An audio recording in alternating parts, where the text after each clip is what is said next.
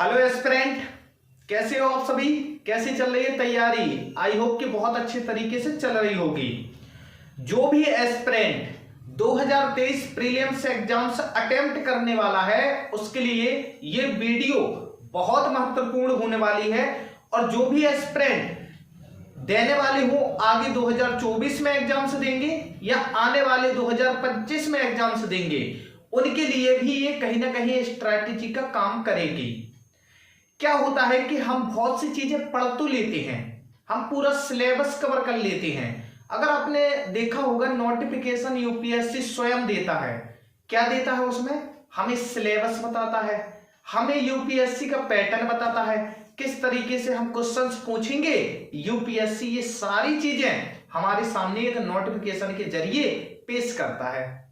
फिर हम उसी के थ्रू चलते हैं। टीचर्स भी, जो भी कोचिंग सेंटर है वो भी यही बताते हैं कि नहीं, आप इतना सिलेबस कवर कर लीजिए, आपका यूपीएससी निकल जाएगा। पर पता मेरा मानना यह है कि सबसे पहला एग्जाम्स हमें फेस करना होता है प्रीलिम्स का। प्रारंभिक परीक्षा बोलते हैं इसको। यह वनडे एग्जाम्स लिया जाता है। इसके सिलेबस को अगर स्पेशली हम कवर नहीं करते हैं तो आपका मेंस का सिलेबस जितना भी कवर है आप कहीं ना कहीं उसमें मिस्टेक कर जाओगे। समझ रहे हो बात को? क्लियरिटी से कहता हूं, आपने मेंस का सिलेबस कवर किया, कोई भी इंस्टीट्यूट हो स्पेशली प्रीलिम्स की तैयारी नहीं करवाता। क्या तैयारी करवाता है? मेंस की तैयारी चलती है, आंसर राइटिंग की तैयारी चलती है। उसी में 15 दिन के हिसाब से या महीने भर के हिसाब से मॉक टेस्ट दे दिए जाते हैं, टेस्ट सीरीज दे दिए जाती है कि आप इतना कवर करो, आपका प्री निकल जाएगा। पर स्पेशली अगर आप इसके सिलेबस को भी कवर करो, सिर्फ स्पेशली अगर आप यूपीएससी के पूरे सिलेबस को देखें और स्पेशली हम सिर्फ प्री के सिलेबस को देखें तो कहीं ना कहीं 18 और 20 का फर्क होता है। क्या फर्क होता है हम उस पर चर्चा करते हैं। हम यदि देखते हैं मेंस का सिलेबस, पूरा यूपीएससी सिलेबस मान लेते हैं, पूरा यूपीएससी सिलेबस में हमें बहुत सी चीजें पढ़नी होती हैं और वहीं प्रीलिम्स में बहुत सी चीजें हमें छोड़नी होती हैं। अब सर इससे क्या होगा? हमें जिस सब्जेक्ट को अभी नहीं पढ़ना हम उसमें अपना समय व्यर्थ क्यों करें? यही वो मूल समय है कि हमें अपने आप को निखारना है, हमें उस कंटेंट पर फोकस करना चाहिए जो हमारे एग्जाम्स में 2 महीने 3 महीने में आने वाला है। प्रीलिम्स वनडे एग्जाम्स में क्या सिलेबस रहेगा उसी पर आज मैं चर्चा करने जा रहा हूं। सिर्फ यूपीएससी मेंस सिर्फ यूपीएससी मेंस का इससे कोई लेन देन नहीं है। आज मैं इस वीडियो में सिर्फ आपको बताऊंगा प्रीलिम्स के बारे में कि आप किस तरीके से सिलेबस को कवर करें, क्या आपको पढ़ना है और क्या आपको नहीं पढ़ना है, किस तरीके से आपको वहां मैनेज करना है अपने आप को। ये सारी चीजें प्रीलिम्स की आज इसमें हम चर्चा करेंगे। तो थोड़ा सा सिलेबस पर नजर डालते हैं हम। सिलेबस में देखो, यहां पर बच्चों जो भी नए एस्पिरेंट अभी एग्जाम्स देने जा रहे हैं तो स्टार्टिंग से बिल्कुल बात करते हैं। प्रीलिम्स में 2 पेपर होते हैं, 2 पेपर होते हैं। फर्स्ट पेपर होता है हमारा जीएस का। जीएस मीन है जनरल स्टडीज यानी सामान्य अध्ययन का, जिसमें ये सारा कंटेंट हमें यानी सिलेबस कवर करना है। सेकंड पेपर है हमारा सी सेट का। समझ गए? यह फर्स्ट पेपर है और यह है हमारा सेकंड पेपर है। सी सेट हम स्वयं करवा रहे हैं, आप वहां से कवर कीजिए। और 28 मई को हमारा यूपीएससी एग्जाम्स है, 20 मई को पूरा सी सेट फिनिश हो जाएगा, इस बात की मैं गारंटी देता हूं। सी सेट हो गया, जीएस हो गया। बात कर लेते हैं थोड़ा सा कि जो जीएस है वह कितने मार्क्स का है। तो बात करते हैं, दोनों जो पेपर हैं वह 200 मार्क्स के हैं। टाइमिंग की बात करें तो दोनों में 2 घंटे का टाइम है। पेपर फर्स्ट में भी 2 घंटे मिलेंगे, पेपर सेकंड में भी 2 घंटे मिलेंगे। क्वेश्चंस की बात करते हैं, पेपर फर्स्ट जो जीएस का है उसमें 100 क्वेश्चंस आते हैं, पेपर सेकंड सी सेट है, इसमें 80 क्वेश्चन आते हैं। पेपर फर्स्ट में पर क्वेश्चन 2 मार्क्स का होता है, सेकंड क्वेश्चन में 2.5 पर क्वेश्चन मार्क्स होता है। ठीक है, यह क्लियरिटी तो ये हो गई। अब करते हैं ये जो फर्स्ट पेपर है ये लिया क्यों जाता है। फर्स्ट पेपर लिया जाता है हमारी मेरिट बेस के लिए। ये जो जीएस का पेपर होगा फर्स्ट वाला, उससे आपकी मेरिट बनेगी, तभी क्लियर होगा कि ओबीसी के लिए कितनी मेरिट गई, जनरल के लिए कितनी मेरिट गई। ये सारी चीजें क्लियर होती हैं हमारे जीएस पेपर फर्स्ट से। सेकंड का क्या रोल है, सेकंड का इतना सा रोल है कि हमारा फर्स्ट पेपर चेक हो जाए, इसमें हमें क्वालिफाई करना होता है। सी सेट सिर्फ क्वालिफाई होता है, सभी को पता है। कितने मार्क्स के लिए, 33% के लिए, यानी कि 33% 200 का कहे तो 66 मार्क्स। यह 66 मार्क्स आपके 66 मार्क्स आ जाते हैं, आप सी सेट क्वालिफाई हो जाते हैं। चलते हैं थोड़ा सा इसमें सिलेबस पर नजर डालते हैं। इसमें देखो एक तो आना है करंट अफेयर्स।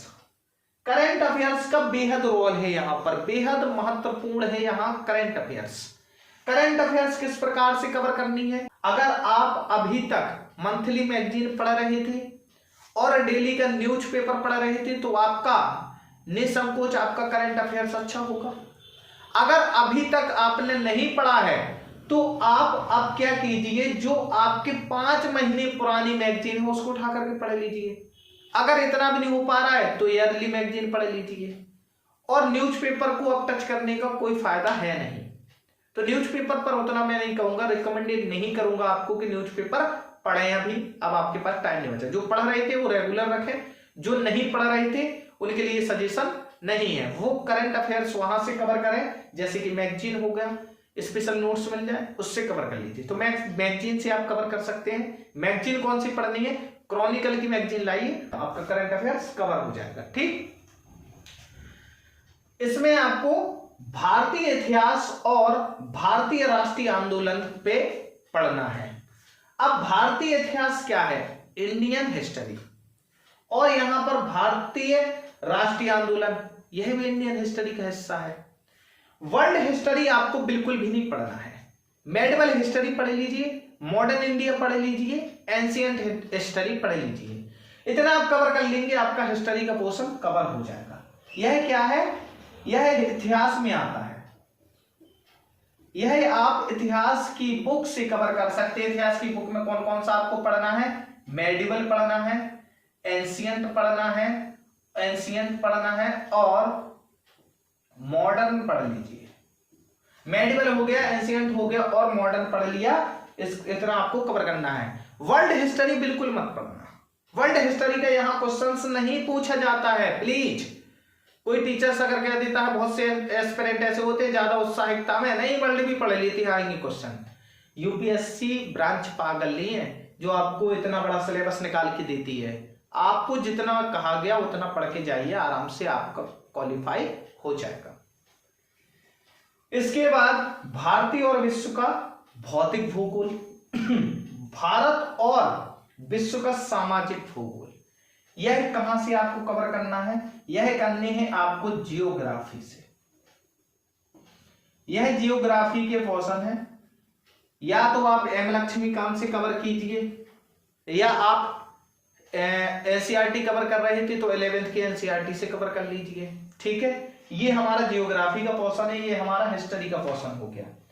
राजनीति, भारतीय राजनीति और शासन संविधान, राजनीतिक व्यवस्था, पंचायती राज, लोक नीति, इतना कवर करना है। भारतीय राजनीति, इंडियन पॉलिटी कवर कर लीजिए। गवर्नेंस कवर कर लीजिए। गवर्नेंस में क्या कवर करना है आपको, संविधान। ठीक है, राजनीतिक व्यवस्था, ये आपको पॉलिटी का हिस्सा मिलेगा। पंचायती राज पॉलिटी में मिल जाएंगे, लोक नीति पॉलिटी में मिल जाएंगे। यानी कहने का मतलब है ये आपको पॉलिटी पढ़ना है।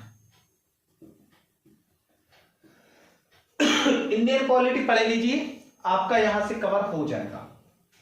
आर्थिक और सामाजिक विकास, सतत विकास, शक्ति समावेश, जनसांख्यिकीय, सामाजिक क्षेत्र की पहल, ये चीजें आपको कहां मिलेंगी, इंडियन इकोनॉमी में। इंडियन इकोनॉमी में आप इंडियन इकोनॉमी पढ़िए, आपको यहाँ पर आर्थिक और सामाजिक विकास, सतत विकास, ये सारी चीजें आपको इंडियन इकोनॉमी में मिल जाएंगी। तो आपको इंडियन इकोनॉमी बहुत अच्छे से कवर कर लेना है। ठीक, पर्यावरण, पारिस्थितिकी, जैव विविधता और जलवायु परिवर्तन पर सामान्य मुद्दे करंट अफेयर्स का हिस्सा है, पर इसके लिए आपको इन्वायरमेंट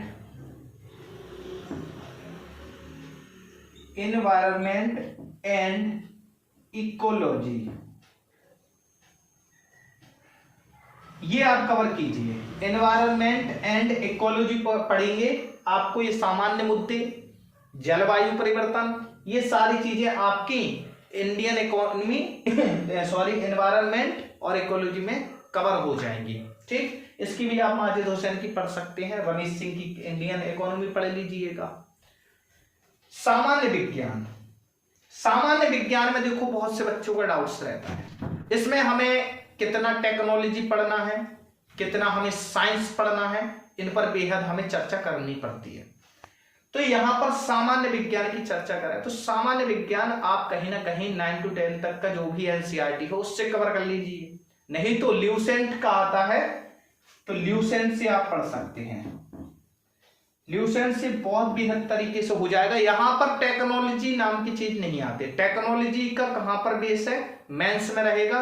टेक्नोलॉजी का एक भी कोई भी क्वेश्चंस पढ़ने की जरूरत नहीं है, ना कोई डेफिनेशन देखिएगा। टेक्नोलॉजी अगर कोई भी इंस्टीट्यूट आपको पढ़ा रहा है, अभी आप उसको रिवीजन करने का प्रयास मत कीजिएगा, आगे आप देख लीजिएगा। ठीक है, तो इतना आप सामान्य विज्ञान के लिए आप पढ़ लीजिएगा। ठीक है, और यहां से टेक्नोलॉजी का क्वेश्चंस नहीं उठाया जाता है, यहां पर सिर्फ सामान्य विज्ञान का आता है, जो कि एनसीईआरटी के बेस पर हम 9th 10th में पढ़ चुके हैं। यहां से ये भी क्लियर हुआ। अब थोड़ा सा चर्चा करते हैं सेकंड पेपर के बारे में। सेकंड पेपर में हमें कितना क्या पढ़ना है उसके बारे में थोड़ा देख लेते हैं। पहला है कॉम्प्रोहेंशन। कॉम्प्रोहेंशन सबसे ज्यादा परेशान करने वाली जड़ है प्रीलिम्स में। फिर इसके बाद आता है मैथ और है रीजनिंग। अब इसके बाद बहुत सी चीजें दे देती है, स्किल टेस्ट दीजिए, इसके बाद अबिलिटी दीजिए, सारी चीजें जितने भी इनके नाम हैं ये रीजनिंग पर हैं, कहीं ना कहीं टेक्नोलॉजी रीजनिंग के हैं। ये सारी चीजें मैथ्स और रीजनिंग के हिस्से बनती हैं। थोड़ा समझने का प्रयास है इसमें कॉम्प्रोहेंशन को किस प्रकार से कवर करें। कॉम्प्रोहेंशन की प्रैक्टिस जितनी अच्छी होगी उतना अच्छा आपका मजबूत बेस होगा। जितना ज्यादा कॉम्प्रोहेंशन बार बार पढ़ेंगे उतना अच्छे से कॉम्प्रोहेंशन के पैसेज को समझ में आएगा। फिर इसके बाद आप उसको ऑप्शन को क्लिक कर सकते हैं। मैथ्स के लिए सी सेट हम करा ही रहे हैं, सी सेट आप हमारी क्लास से कवर कीजिएगा। रीजनिंग करा रहे हैं और मैथ्स करा रहे हैं। कॉम्प्रोहेंशन को अगर हम टच नहीं भी करें तो भी हमारा क्वालिफाई हो जाएगा। अगर कॉम्प्रोहेंशन पर बच्चा डिपेंडेंट जाता है तो कॉम्प्रोहेंशन का क्वेश्चन जहां तक बच्चा कितनी भी प्रैक्टिस होगी उसके लिए 4-5 महीने की प्रैक्टिस चाहिए होती है, टाइम इतना बचा नहीं। तो इतनी ज्यादा प्रैक्टिस के लिए अगर समय नहीं है तो मैथ्स और रीजनिंग पर जाइए और मैथ्स रीजनिंग ही अच्छे से अपना मजबूत कर लीजिए। पहले क्या होता था, इंग्लिश आती थी, इंग्लिश को हटा दिया गया है, अब इंग्लिश का यहाँ पर कोई रोल नहीं है। ये सारी चीजें हमारी थी प्रीलिम्स के सिलेबस पर डिपेंडेड। यहां पर हमने कोई भी ऐसी चीज नहीं बात की जो मेंस पर अटैच करती हो। यह सिर्फ प्रीलिम्स 2023 का पूरा पैटर्न्स और सिलेबस है, इसको आप बहुत अच्छे तरीके से कवर कीजिए। इतना ही पढ़ने की जरूरत है, इसके अलावा कुछ भी टच करने की जरूरत नहीं है। जय हिंद, जय भारत।